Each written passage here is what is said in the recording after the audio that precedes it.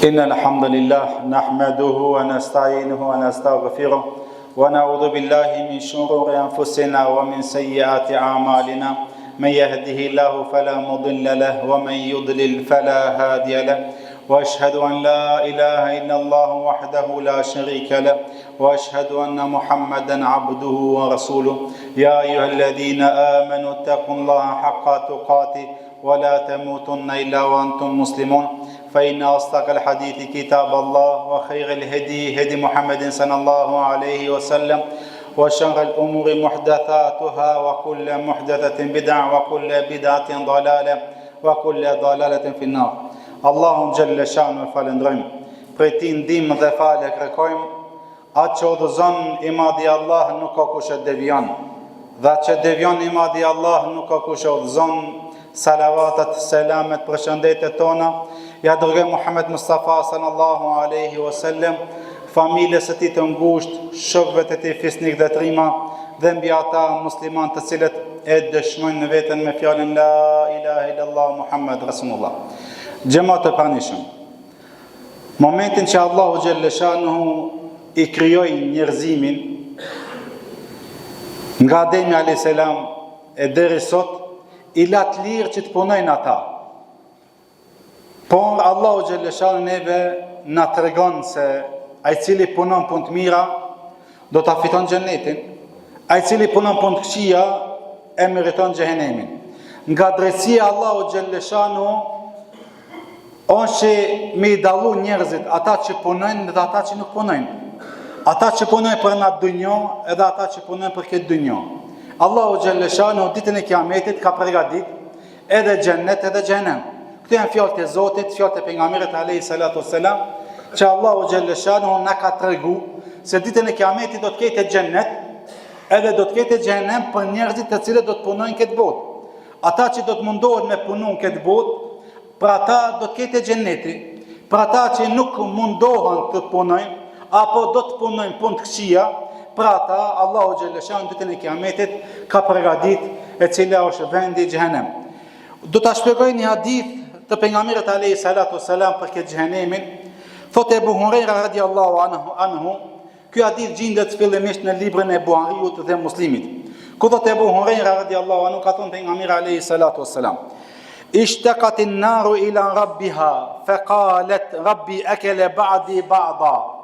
Xhenemi në ditë për ditëve ankohet te Allahu xhelle shanuhu dhe i thot: o Allah, një pjesë e jimja po e han tjetrën, se ju e dini se në xhenem do të ketë edhe ftoft edhe nxet.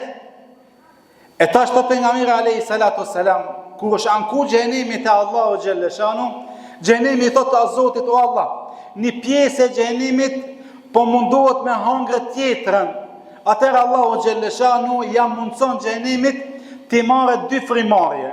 Një frimarje midisin e verës, kur nxehtësia më e madhe e verës është, edhe një frimarje kur është mas ftofti në dunjë.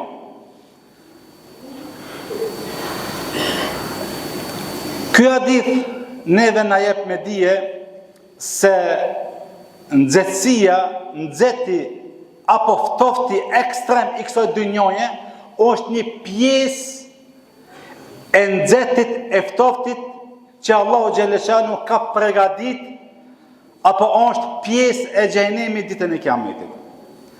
Andaj xhamat e pranishëm, ky hadith neve na jep me dije se nxehtin që ne po e përjetojmë këtë ditë është nga frimarja e xhenemit. Për atë muslimani fillimisht nuk duhet ta shan, ta ofendon nxehtin. Me thonë çka është be ky nxeht, mallkuar qoftë ky nxeht, pse është ky nxeht apo ftofti, se këto janë krijesa, simbole të Allahu xhelle shanuhu. Allahu xhelle shanuhu i ka kriju këto simbole për jo muslimonin ti beson fuqisë së Allahu xhelle shanuhu. Se Allahu xhelle shanuhu e krijon edhe natën, edhe ditën, edhe verën, edhe pranverën, edhe dimrin. Këto simbole, këto fakte janë që yuqallibu al-lejle wan-nahar. Allahu xhelle shanuhu e ndryshon natën dhe ditën për ne të marrë në mësim, për muslimonin ti beson fuqisë Allahu xhaleshano. E për muslimanin të marrë mësim se nga nxehti i që po e përjetojmë këto ditët është nxehti i xhenemit. Andaj muslimani nuk bën me shoh nxehtin, se do të pejgamberi alayhi salatu wasalam la tasabbu dahr, mos e shani kohën, mos e shani nxehtin, sepse Allahu xhaleshano është koha. E nxehtësia është një nga krijimet e Allahu xhaleshano. Allahu xhaleshano ka kriju. Allahu xhaleshano e zotron nxehtësin edhe e zotron edhe ftoftin që muslimani nuk bën me e shoh. Se nëse ti e shon nxehtësin e dynjos, e verës, apo ftoftin e dimrit, ti e ke shoh një krijesë të Allahu xhaleshano, që Allahu xhaleshano ka kriju. E tash muslimani,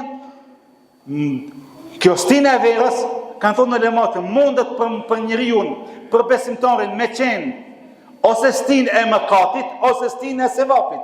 Nëse ti në stinën e verës e shfrytëzon duke fal, duke i shfrytëzu të mirat e verës, lumejt, e parqet, e hijet, e koedione, e ti e fiton edhe shkon edhe e fal namazin, pa dyshim se ti e shfrytëzon stinën e verës duke fitu xhenetin.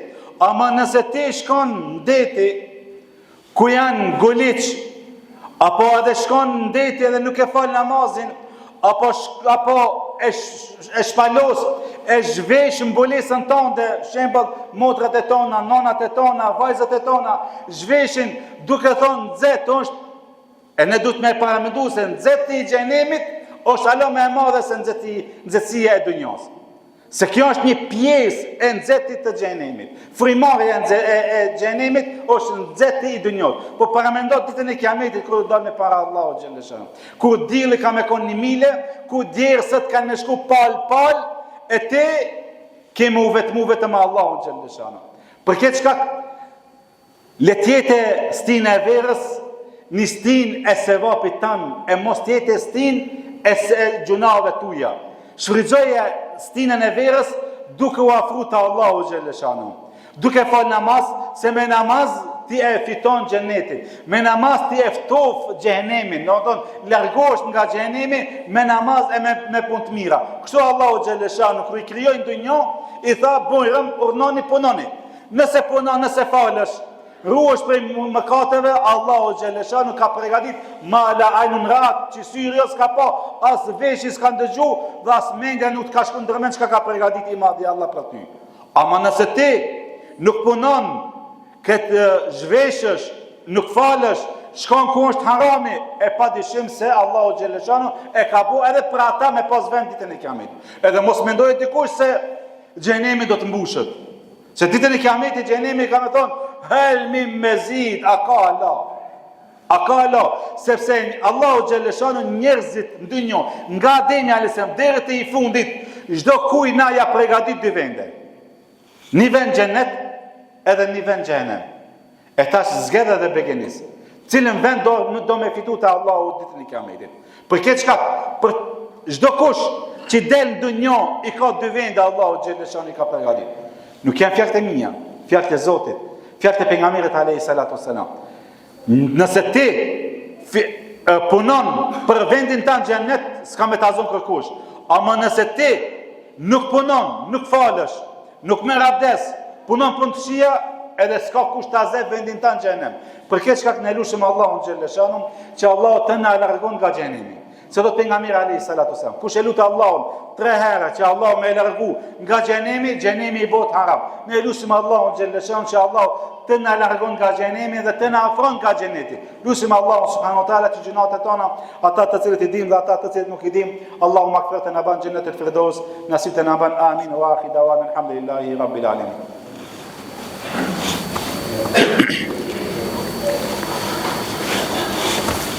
الحمد لله رب العالمين والصلاة والسلام على أشرف الأنبياء والمرسلين نبينا محمد وعلى آله وصحبه أجمعين. Është ditë e xhamos së vapi madh këtë ditë me çu salavat në pejgamberin alayhi salatu wassalam. Ai musliman i cili çon salavat një herë, Allahu dhe melaçet do të bëjnë dua për atë musliman 10 herë.